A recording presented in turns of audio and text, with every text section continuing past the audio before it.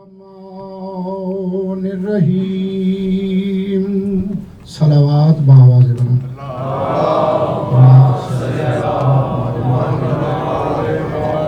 اعلان محترم سامعین گرامی قدر، وقت کو ملحوظ خاطر رکھتے ہوئے بانیان کے حکم کے مطابق زیادہ سے زیادہ 10 منٹ آپ کو زحمت دینا ہے کہ مولا علی امیر کائنات کے فضائل آپ کو تھوڑے سنا دیے جائیں، اس کے بعد پھر مولا کی شہادت آپ کے سامنے میں پیش کروں گا۔ میرے سامنے اس وقت سورہ طٰہٰ سے چند آیتیں ہیں۔ حضرت موسیٰ علیہ السلام کی دعا ہے جو انہوں نے اللہ سے اپنے لیے اپنا وزیر مانگا ہے۔ ارشاد ہو رہا ہے رب اشرح لی صدری ویسر لی امری واحلل عقدۃ من لسانی یفقہوا قولی واجعل لی وزیرا من اہلی ہارون اخی اشدد بہ ازری۔ یہ حضرت موسیٰ علیہ السلام کی دعا ہے جو انہوں نے اللہ کے حضور اپنے لیے نائب مانگا، اپنے لیے وصی مانگا، اپنے لیے خلیفہ مانگا۔ معلوم ہوا کہ خلیفہ جو نبی کا نبی کے بعد بنتا ہے وہ الیکشن سے نہیں بنتا، وہ نبی کی دعا سے بنتا۔ اللہ مولا آپ کو سلامت رکھے۔ جتنے میرے جوان ہیں بس بیدار ہو کے میرے 10 منٹ آپ سے گزارش ہے، یعنی نبی کا نائب، نبی کا خلیفہ، نبی کا وزیر وہ نبی کی دعا سے بنتا ہے۔ یعنی اللہ یہ چاہتا ہے کہ نبی دعا مانگے تو اسے وزیر عطا ہو۔ کہیں بھی قرآن نے یہ مسئلہ نہیں کھڑا کیا کہ نبی کے بعد اس کی امت مل کے بیٹھ جائے اور وہ فیصلہ کرے کہ نبی کے بعد نبی کا وزیر کون ہوگا۔ یا علی طبیعت آپ کی چاہ رہی ہے تو میں عرض کروں کچھ اور۔ اس لیے اب دیکھیں کہ قرآن کی آیت ہے، یہ روایت نہیں۔ موسیٰ نے کیا کہا کہ پالنے والے میرے سینے کو شرح کر، میرے صدر کی شرح کر، اور میری زبان میں جو گرا ہے اس کو تھوڑا سا کھول دے، اور پھر کہا کہ میری اہل میں سے میرا وزیر قرار دے، اور پھر خود ہی نشاندہی کی کہ ہارون جو میرا بھائی ہے اس کو میرا وزیر قرار دے، اور پھر کہا کہ اشدد بہ ازری، اس کے ذریعے سے میری کمر کو مضبوط کر دے۔ اللہ ایک یہ ہے حضرت موسیٰ کی دعا۔ اسی طرح نبی نے بھی دعا مانگی۔ نبی نے کہا مجھے ناصروں کا سلطان عطا کر، اور موسیٰ نے کہا مجھے وزیر عطا کر جس سے میری کمر مضبوط ہو جائے۔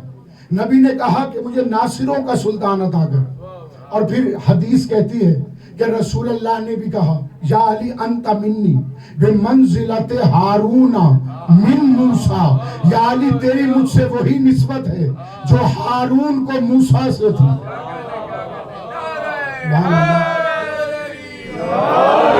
یا علی میری تجھ سے کوئی نسبت 10 منٹ میں دیکھ رہا ہوں، زیادہ مجھے پڑھنا نہیں، جو میرا پیغام ہے خاص وہ آپ تک پہنچا دوں۔ چند حدیثیں ہیں جن میں یہ لفظ آتے ہیں انت منی بے منزلت، بس وہ 3 حدیثیں آپ کو سنا کے آپ کی سوچ سے پہلے میں رخصت ہو جاؤں۔ کیا کہا کہ یا علی تیری مجھ سے وہی نسبت ہے جو ہارون کو موسیٰ سے تھی۔ ہارون موسیٰ کے کیا لگتے تھے؟ بھائی لگتے تھے، اہل میں سے تھے۔ تو پہلے عرض کر چکا ہوں کہ خلیفہ نائب وصی ہمیشہ نبی کی اہل میں سے ہوگا، یاروں میں سے نہیں ہوگا۔ یہ قرآن کا فیصلہ۔ آئیے ذرا تھوڑی تاریخ میں پیچھے جس لگاتے ہیں کہ جب حضرت موسیٰ کو دعوت آئی اللہ کی طرف سے کہ آئیے کوہ طور پہ کچھ باتیں ہو جائیں تاکہ آپ کو کلیم اللہ کا لقب بھی عطا ہو جائے، تو حضرت موسیٰ اوپر گئے، امت کو خالی چھوڑ کے نہیں گئے،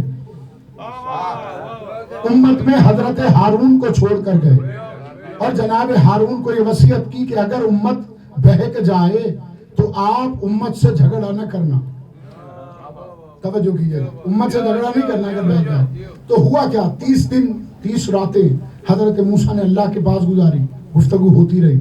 30 راتوں کا وعدہ تھا، امت کو پتا تھا کہ اب موسیٰ نے آ جانا ہے، اب اللہ کے نبی نے واپس آ جانا ہے. پھر اللہ نے کہا کہ نہیں اے نبی ہم چاہتے ہیں کہ 10 دن اور آپ ہمارے مہمان رہیں. پالنے والے کیوں؟ فرمایا کہ 30 دن کا تو وعدہ تھا، امت کو یقین ہے کہ تو آ جائے گا. اب میں چاہتا ہوں کہ تیری غیبت ہو تو میں دیکھوں تیری غیبت میں تجھ پہ ایمان کون لاتا.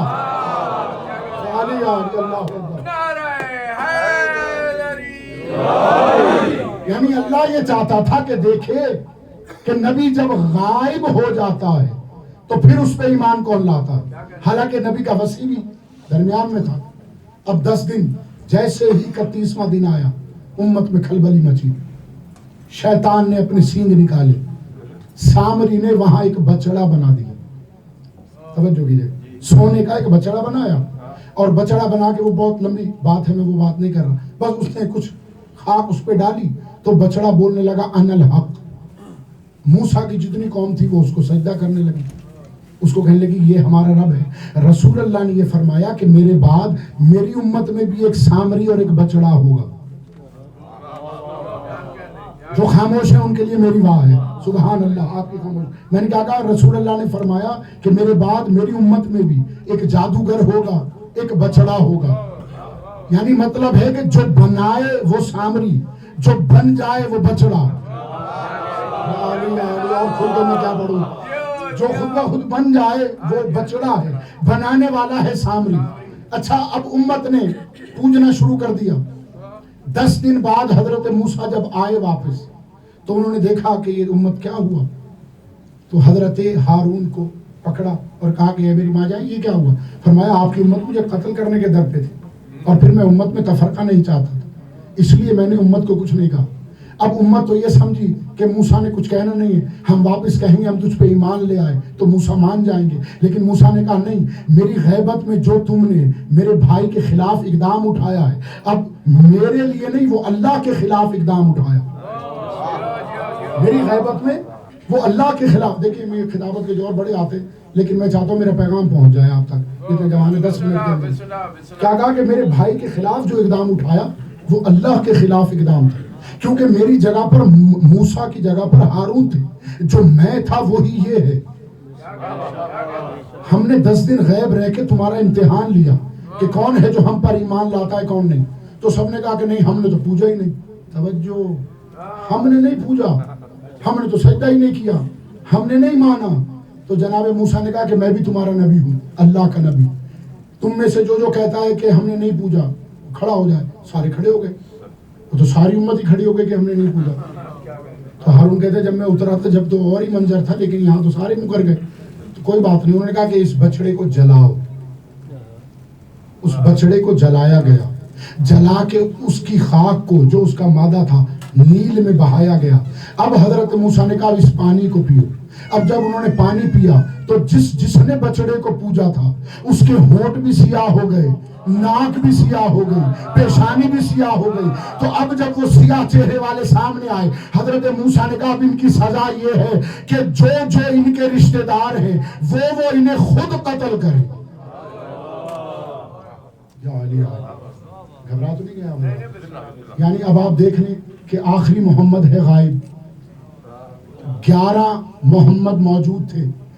جب آخری محمد غائب ہو گیا تو غائب ہونا اسی وجہ سے ہے کہ امت کا امتحان لے لیا جائے. کون تھا جس نے سامری کو پوجا ہے؟ کون تھا جو علی کا ماننے والا رہا؟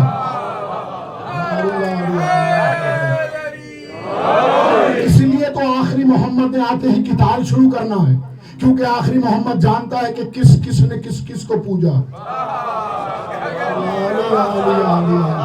اس لیے فرمایا انت منی بمنزلت ہارون من موسیٰ. اب جب قتال شروع کیا تو بھائی کو قتل کر رہا تھا، چچا بھتیجے کو مار رہا تھا، ماموں بھانجے کو مار رہا تھا. عصر تک قتال چلتا رہا، ہزاروں بندے مر گئے. تو ان میں سے کچھ جو چالاک تھے انہوں نے کہا کہ ہماری امت پر پہلے بھی اس طرح کا کوئی عذاب آیا تھا تو موسیٰ نے کہا تھا اگر محمد و آل محمد کے حق کا واسطہ دے کے اللہ سے سوال کیا جائے تو وہ عذاب ہم پر سے ہٹ سکتا ہے. تو فوراً ہی کچھ لوگ سجدے میں گر گئے. انہوں نے دعا مانگی اللہ تجھے محمد و آل محمد کا واسطہ ہم سے یہ قتال کا عذاب اٹھا. فوراً ہی موسیٰ پہ وحی آئی کہ فوراً اس قتال کو روک دیا جائے. حضرت موسیٰ نے بھی فوراً پہچان کے کہا کون ہے میری امت میں جس نے ابھی ابھی اللہ کو محمد اور اس کی آل کا واسطہ دے کے سوال کیا.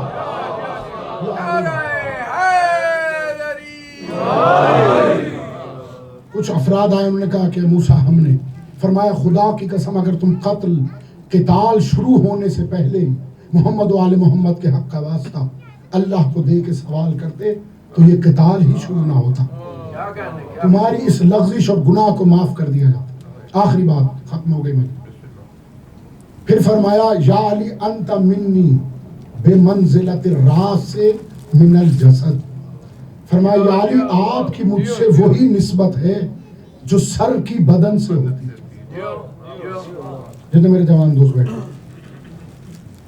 فرمان رسالت ہے آپ کی مجھ سے وہی نسبت ہے.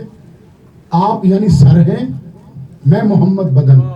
علی آپ سر ہیں میں محمد بدن. یعنی اگر محمد دیکھتے ہیں تو علی کے ذریعے. بھائی آپ کا یہ ہیڈ ہے نا یہ ہیڈ میں ہی آئیز ہے ہیڈ میں ہی ایئر ہے ہیڈ میں زبان ہے سب کچھ سر عقل سب کچھ دماغ سر کے اندر ہے. تو اس کا مطلب ہے اگر رسول دیکھتا ہے تو علی کے ذریعے سنتا ہے تو علی کے ذریعے بولتا ہے تو علی کے ذریعے سمجھتا ہے تو علی کے ذریعے کسی پہ لعنت بھیجتا ہے تو علی کے ذریعے کسی پہ رحمت بھیجتا ہے تو علی کے ذریعے. اب تو شیخ صاحب فیصلہ آسان ہو گیا کہ اگر کسی نے بھی محمد کے نام کے ساتھ جڑے ہوئے نام علی کو ہٹایا اس نے خالی علی کو نہیں ہٹایا اس نے محمد کا سر قلم کر دیا. اللہ اکبر. اب سوچنا کہ کون ہے وہ جو محمد کے نام کے ساتھ علی کے نام کو ہٹا رہے وہ زبانوں سے قتل کر رہے. عزادارو ہمارا مقصد آج کی رات شہزادیوں کو پرسہ دینا. بہت بڑی رات ہے یہ. سامنے میری قوم اس وقت یہاں بیٹھی ہے. مسلسل 2 دن ہو گئے میرے مولا کو بستر پہ دراز. اور یہ تو آپ جانتے ہیں کہ جو بیٹیوں والے ہیں کہ بیٹیوں کو باپ سے کتنی محبت ہوتی ہے.